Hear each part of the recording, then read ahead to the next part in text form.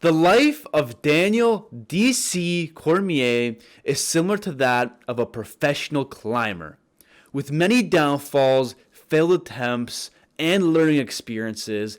Daniel has never shied away at the face of adversity. Of course, we all recognize him and love him for reaching the summits of two separate mountains. But we all don't like to look at or take into account the work and time he put in to do so. From selling his body on the internet to playing 700 plus games of NBA 2K, Daniel wasn't always the absolute physical specimen and peak of athleticism that he is today. Today, we're going to take a deep dive into the career of Daniel Cormier and see how this guy went from this to this to that. Ah, yes.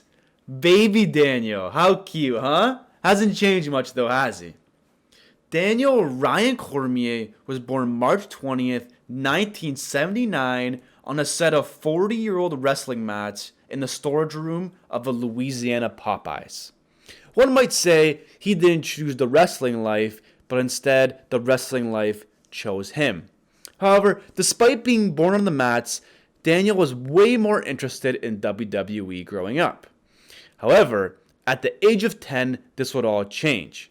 You see, his local wrestling coach would stumble upon Daniel and a friend in the middle of some hustling and tussling or bustling and tussling, whatever you say, and would recommend that the two go and try out wrestling.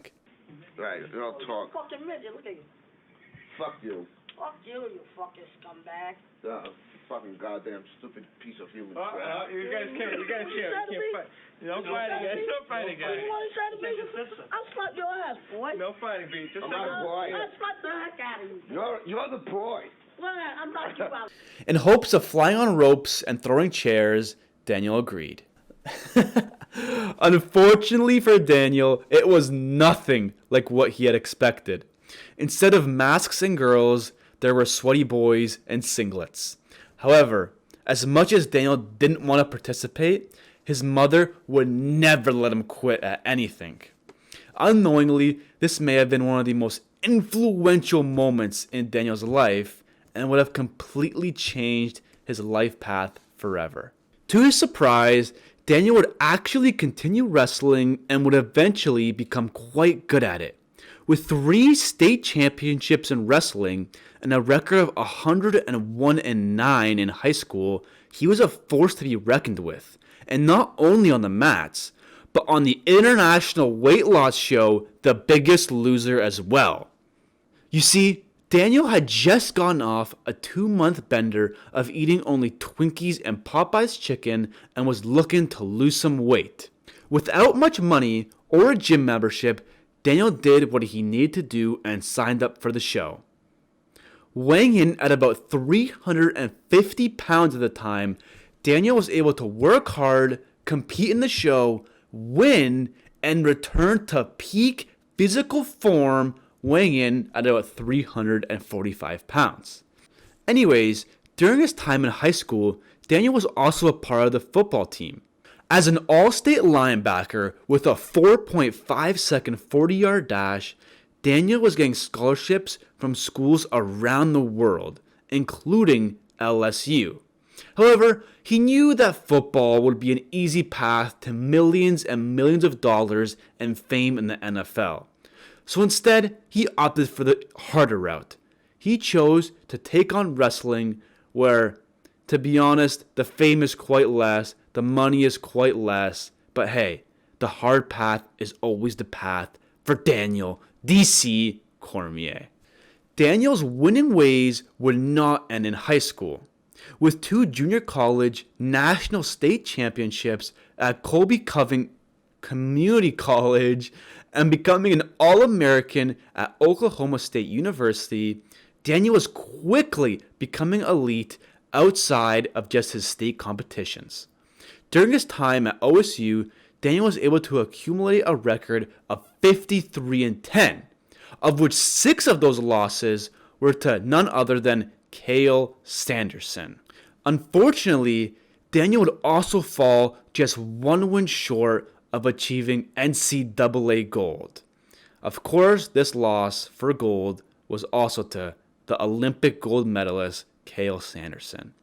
The rivalry between the two got so fierce at one point that Daniel even felt the need, when pushed, to absolutely launch his shoes at a press conference at Cael. Wait, what? Oh, sorry, mixing some things up here. These successes in college would perfectly springboard Daniel into a career in wrestling after school. Also, just want to throw it in there that Daniel did actually graduate with a degree in sociology.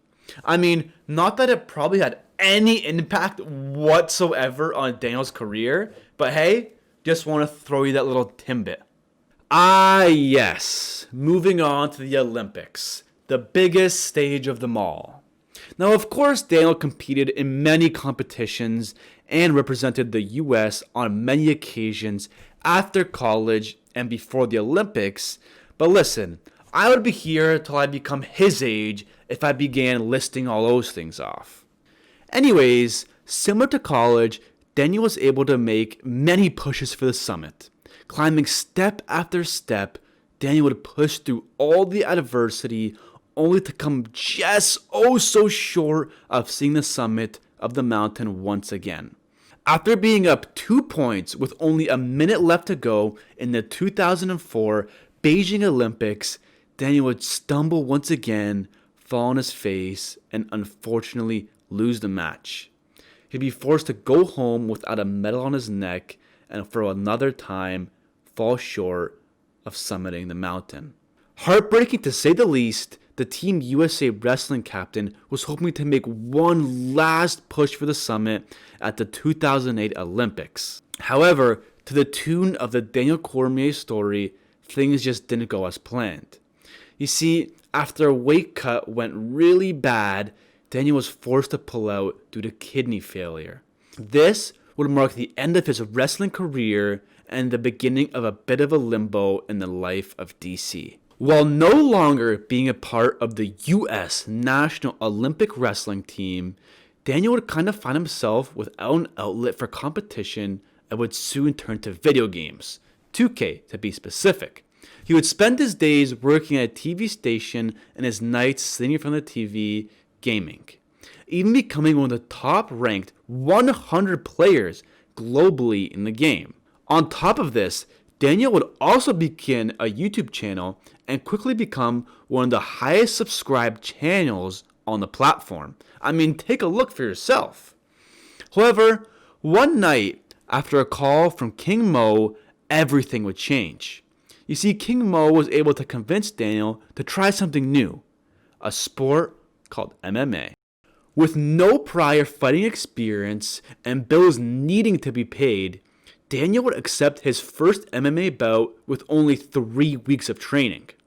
Luckily for him, these first 3 weeks would be spent at one of the best gyms in the world and alongside the likes of Cain Velasquez, Luke Rockhold, not sure why I forgot about him, and John Fitch. However, with all those great names considered, the most influential person of them all may have been the co-founder of AKA, Bob Cook. You see, it would be Bob Cook that would sit DC and Scott down together and actually convince Scott to allow DC to make his debut for his organization. Of course, Coker had his doubts about DC, even saying things like, "Come on, Bob, he doesn't even look like a fighter." Which is pretty fair to say. I mean, he is an ex-Twinkie eating champion and a former winner of The Biggest Loser. However, after his debut against Gary Frazier, Scott would begin to believe in Daniel and would continue to give him a chance in the organization. DC was looking to stay super active after his debut, picking up 5 consecutive finishes in 2018. I would say he definitely did what he wanted to do. With now a 6-0 record and a baby on the way, DC knew that he really needed to start to make some money. The 5-5 contract he was currently on just wouldn't cut it. making only $1,700 a month from sponsors and living in a $1,500 a month house, clearly he just wasn't going to be able to make it by with a kid. With a kid. Woo! What the fuck? However, luckily for DC, after a 7th career win over Devin Cole, he would enter the Strikeforce Heavyweight Grand Prix that would change his life forever.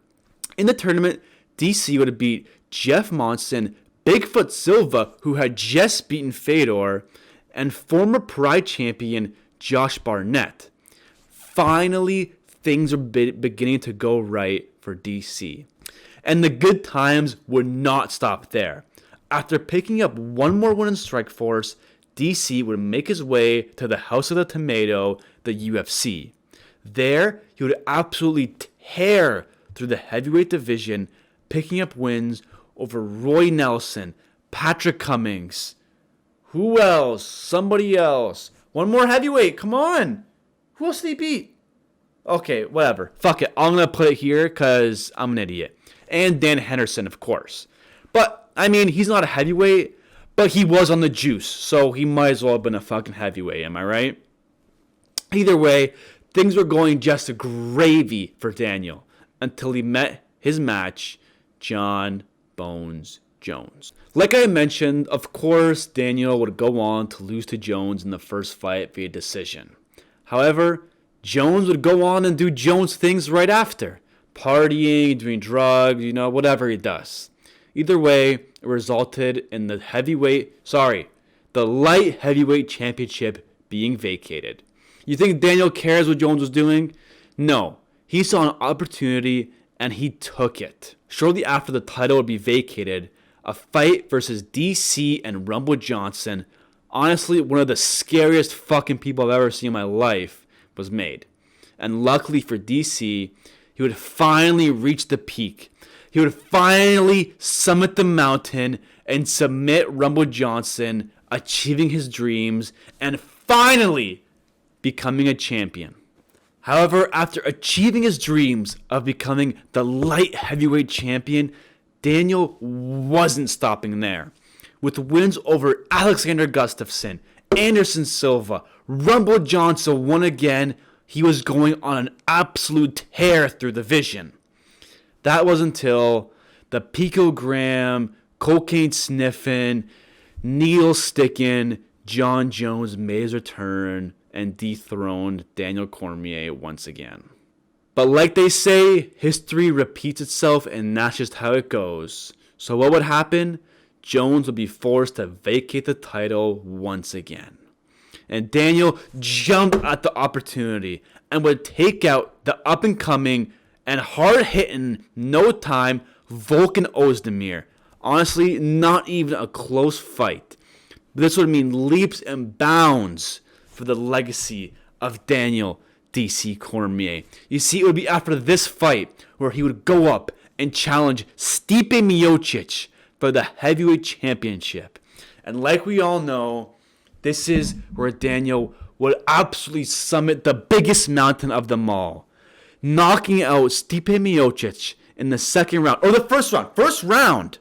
First round, clean right hand off the clinch, putting Stipe right to sleep and becoming the double champion, achieving it all, leaving Jones in the dust. Just a footnote on the career of Daniel Cormier.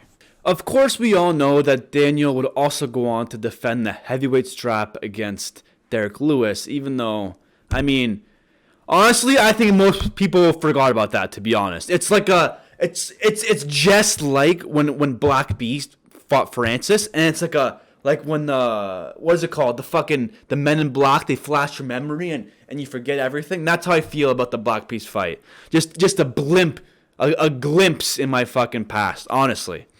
Anyways, after that, he'd be set for the rematch with Stipe Miocic, in which we all know he would unfortunately lose.